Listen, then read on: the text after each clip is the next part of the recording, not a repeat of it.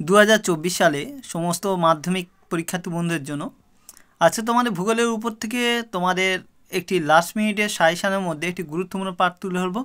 তোমাদের তিনটে আমি ছোট ছোট পার্টে ভাগ করে তোমাদেরকে তুলে হচ্ছি শর্ট ভিডিওর মাধ্যমে।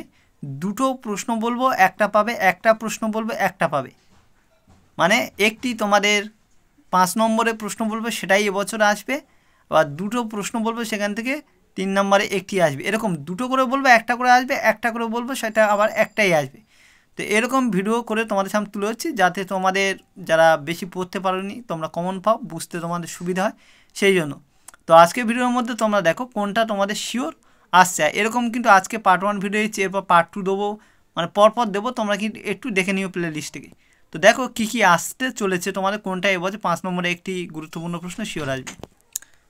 দেখো এখানে তোমাদের প্রশ্ন পার্ট 1 এর মধ্যে রেখেছি, নিচে তোমাদেরকে দেয়া আছে। দেখো, ভারতের পূর্ব উপকূল ও পশ্চিম উপকূলের মধ্যে পার্থক্য লেখো। এই প্রশ্নটি তোমাদের একটা এবছর 5 নম্বরের জন্য শিওর আসবে। তোমরা যারা বেশি পড়তে পারোনি 5 নম্বরের জন্য প্রাকৃতিক পাঠ থেকে তোমরা প্রথমে গিয়ে 4টে থাকে, দুটো করতে হয়, সেখানে তোমরা এই একটি প্রশ্ন এবছর শিওর তোমরা পাবে। ভারতের পূর্ব উপকূল ও পশ্চিম উপকূলের মধ্যে পার্থক্য লেখো। সবাই খুব ভালো করে এটি করবে, একটাই দেওয়া হলো 5-এর, একটাই তোমরা পাবে।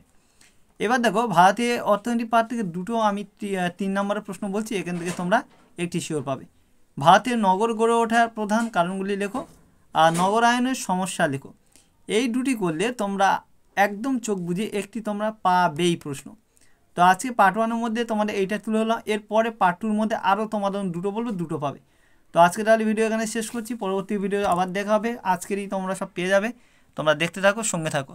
সবাই ভালো করে পরীক্ষা দাও।